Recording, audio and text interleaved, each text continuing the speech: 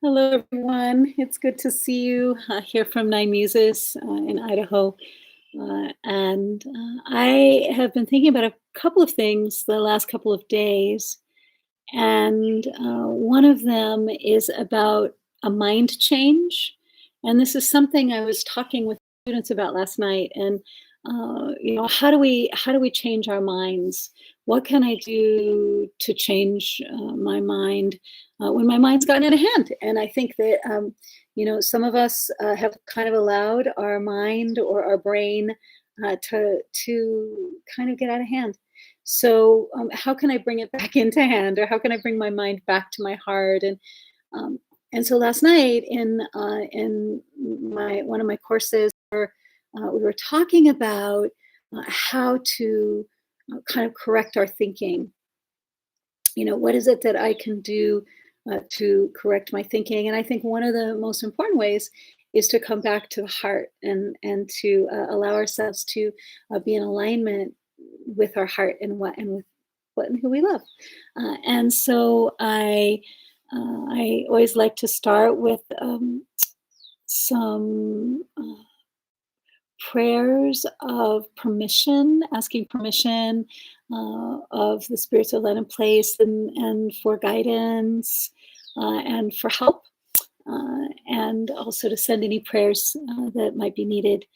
And so, great and beautiful mystery. I thank you so much for my life and for these precious ones that are in my life. And you will take good care of those who are working so diligently, day and night. I think of so many of my loved ones who are engaged in this deep work of healing that we're in at this time. And I ask that you protect them and that you'll care for them and that you'll protect us all. And I know a new vision is what we're being asked to perceive this time. And I ask that you will assist us in creating a vision that works for everyone, for human beings, for plants, for animals, so that we can all go into the future together.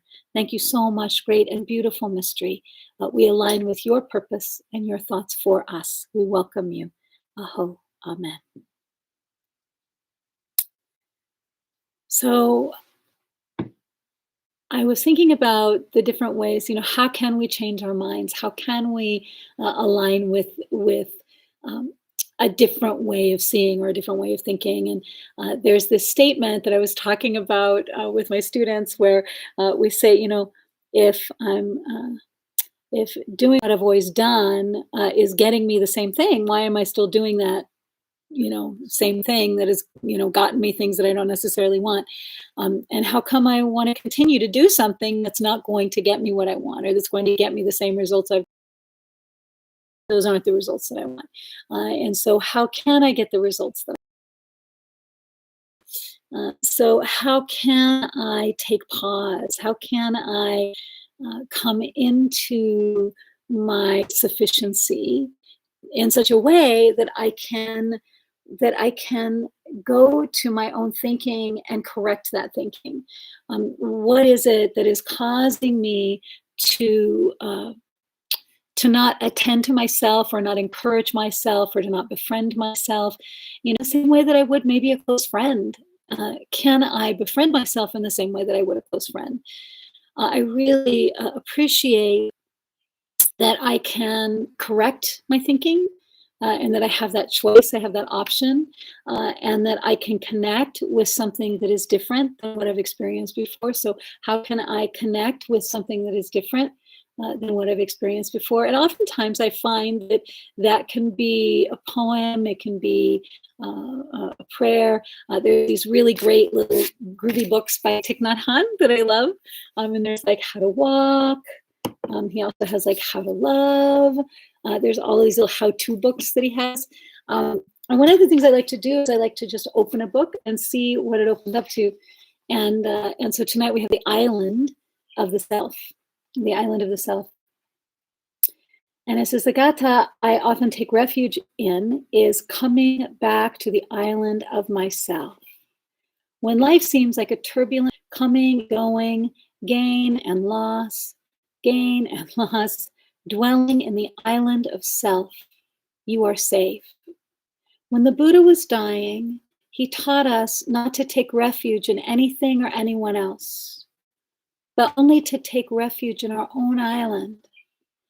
Breathing in, make 2 steps and say, taking refuge. Breathing out, make 3 steps and say, an island of self. Or change it to, I go back, taking refuge. You can always adjust whatever poem you've chosen to practice with. You can always change whatever poem you've chosen to practice with. And so there's this little, really sweet little poem that he's written. He's a very gifted poet.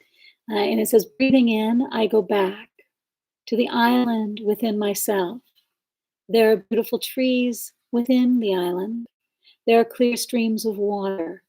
There are birds, sunshine, and fresh air. Breathing out, I feel safe. I enjoy going back to my island. I enjoy going back to my island.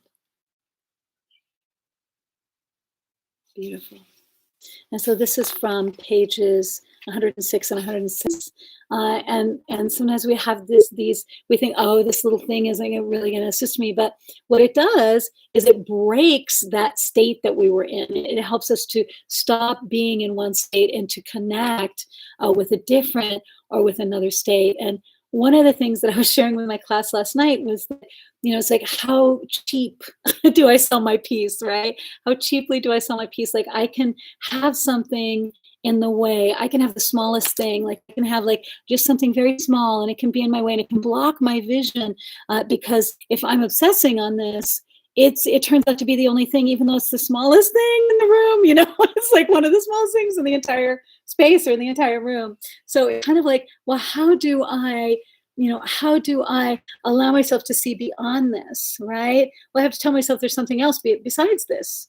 And so besides a small thing, and the small thing can be anything. It can be another person. It can be someone who hasn't called you in a while. It can be a relative. It could be a friend. It could be someone's behavior. It could be something you're doing or not doing. It could be, how come I'm doing this? How come I'm not doing that? It can be a myriad of really small things that aren't really very important. So one of the things I've found that I like to look at is, really, what is the actual size of the thing that I'm thinking about, and how much power am I giving it to have control over me and over my thinking? And so, what am I putting my attention on? What I'm putting my attention on is really my prayer. What I'm putting my attention on is what I'm praying for. And so what's important is that we're able to put our attention on what it is that we want to be co-creating with the mystery. Put our attention on, what is my prayer? Is my prayer on healing? Is it on well-being? Is it on sending comfort? Is it on receiving comfort and love and giving comfort and love? Is it on the ways that I can offer my gifts and my talents into the world? Is it on the way that, perhaps I can bring something else to my mind? If I can bring something else to my mind, I can interrupt whatever thinking is causing me to have anxiety or to be impatient. And one of the things that I really appreciate is that, if we are having anxiety is made up of feelings. So I think that one of the things that I've been doing is kind of unpacking, like, if I'm feeling that way, what are the feelings that are making up the anxiety? So maybe it's sadness, maybe it's grief, maybe it is, um, you know, uh, rage, some fury that I've been carrying. Maybe it is uh, um, uh, a a feeling of discomfort, of deep discomfort. So whatever the anxiety is made up of, or nervousness, but whatever that's made up of, I have the opportunity to change that, to shapeshift that, and to move that in a different direction. And that's not to say we don't. It's been a time of deep sorrow and of deep grief, and of the acknowledgement that that there are sorrows that have to be attended. And there's a really beautiful book, I believe it's by Stephen Levine, called Unattended Sorrow, Unattended Sorrows. And so how can I How can I attend those sorrows? How can I acknowledge them and attend to them in such a way that I'm not um, indulging in them, but that I'm actually attending to them in such a way that they can be addressed and they can be healed. And so, one of the things is we can kind of parent ourselves. Like be kind to ourselves. We can parent ourselves. We can be sweet to ourselves. We can have and develop healthy, loving, and internal healthy, loving family system within ourselves, where we are having a new conversation with ourselves. And so, what is that new conversation? That new conversation might be, you know, I cherish you. I appreciate you. I love you. If those aren't things that you've heard from yourself, I just think it's so interesting. This was something I was also talking about in the course last night about how we really um, we're much we say things to ourselves that we would never say to anybody else in a million years. And so how can we change that narrative? How can we start to be as kind as we would be to our dearest closest friend, or to any of our friends or the people that we love? How can we begin to treat ourselves with that same kind of love? And how can we not sacrifice our peace, our peace of mind with things that are really meant to take up just a few minutes and not hours and hours of our time, whether that's a thought or whether that's a person or whether that's a project?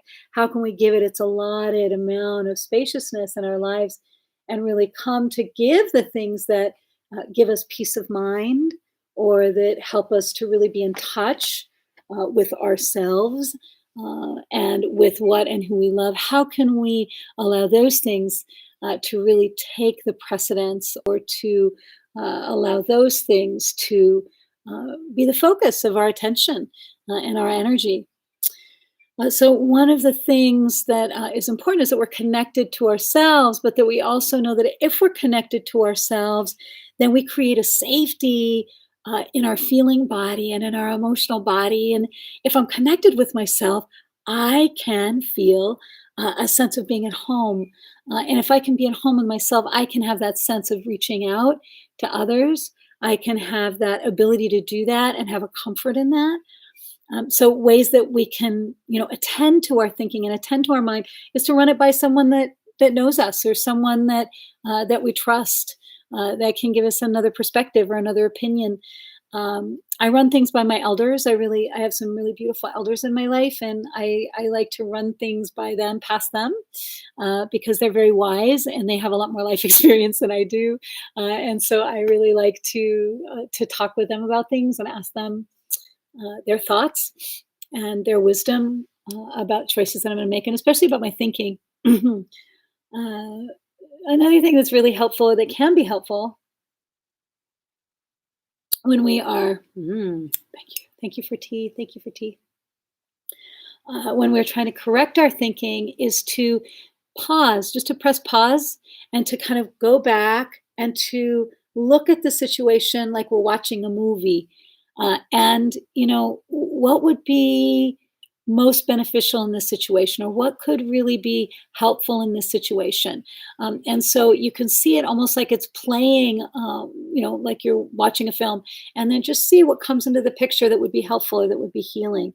And so it's kind of a form of meditation that you could do, is just to watch the circumstances, though it's a film, and just see what would be most healing, or what would be most helpful, what would be most comforting, what would give the most nurturing, and to stay with that and to be with that and to return to that knowledge, to that knowing, and then to practice it, to go and to actually do that. So maybe it's that, that there's a notebook open, and that you pick up a pen and begin writing and just flush out some of the feelings. Or maybe it's that a friend calls and you pick up the phone and you're talking to the friend and you feel that sense of calm. Maybe it's that you see yourself suddenly going on a walk, and you're able to, or maybe you're able to go to a meditation class or go to a course, or really be able to connect to what you want to connect with and what you really value, that will give you that peace of mind.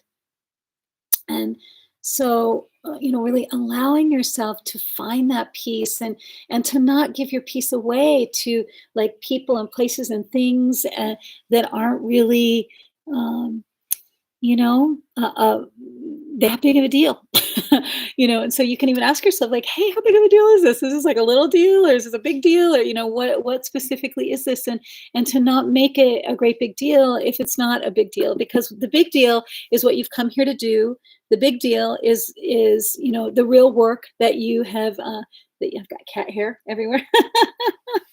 um, the big deal is your cat. No, the big deal is the beings that you've come here to be with, and to love and to be loved by, and that's the real work of this time is to love and to be loved, and to really learn how to befriend ourselves, um, and so how can you begin to kind of treat yourself like a best friend, like you would treat with the same kindness and love and compassion, and how can you become a good friend to yourself? And I think of peace. When I think of peace of mind, there is a really beautiful practice that that is a daily practice where uh, called sitting. And some people like to do this in nature. Some people like to do this in their home, or some people even have like a special place to do this. But one of the things that I find is that if I can just sit, then I can tap into or access in the quiet another voice, a wisdom voice. And the hope and the wish is that that wisdom voice will help me to tap into a different place, a place of peace. And it doesn't even have to be a happy place. It's not about having a happy place or being in a happy place. I mean, that's nice, and it's something great to think about, and it's nice to have a happy place. But I really, I think of the of Toni Morrison's quote where she says, I want to feel what I feel, even if it's not happy. So the key is to be able to feel what it is that we're feeling, and to be at peace with what we're feeling. One of the best ways that I found to do this is there is this really popular prayer, very popular prayer, if there is such a thing these days, a popular prayer. But this popular prayer is the Serenity Prayer. And I always see it as like a prayer for peace. Like it's a little prayer for peace that I can say. And how can I accept what is happening, like find that balance between acceptance and the fact that everything is changing all the time, always, right? And so it's like, can I be in a place of acceptance, and can I be in a place of acknowledgement that change is natural, change is normal, change is what we're all experiencing all of the time, constantly. Nothing ever really to connect with your divine, with your higher power, however you see that higher power. Creator, grant me the serenity to accept the things I cannot change, the courage to change the things I can, and the wisdom to know the difference. And so I can correct my thinking, change my thinking. That is something that I can change. I may not be able to change anybody else's thinking, that's for sure. But I can change my own, and that can help me to restore a sense of peace. If I can just look at what is actually happening in my life, things are pretty good. Things are okay. Like mostly everything is going pretty well, right? I may be experiencing change. I may be experiencing gains and losses and transformations, but really to look at things from a little bit more of a realistic lens. So I can change things. And one of the best ways that I found to reconnect with myself and with the people I love is humor and joy. And so if I think about humor and joy, there's a really uh, beautiful rendition of the Serenity Prayer that's written by James Martin, and he's a Jesuit, and you can look at him at James Martin's J at thejesuitpost.org. And he wrote this Serenity Prayer with a bit of a tongue in cheek, but I love this. And one of the ways that we can correct our thinking is to like return to a sense of humor. One of the things that I've recognized is, what is humor that creates a threshold or a doorway or an opening? And so, what's important is that our humor has an ability to create openings, and that it's not creating distance, but that it's creating connectedness and closeness. And so, to really check or saying something so that I make sure that it is there to create more closeness and more intimacy in my life, and that it's not not doing that, right? So that I'm not able to connect in the ways that I want to. And so I love this one. This one says, I'm going to change God to Creator because I work with Creator and Great Spirit, so I'm going to do that.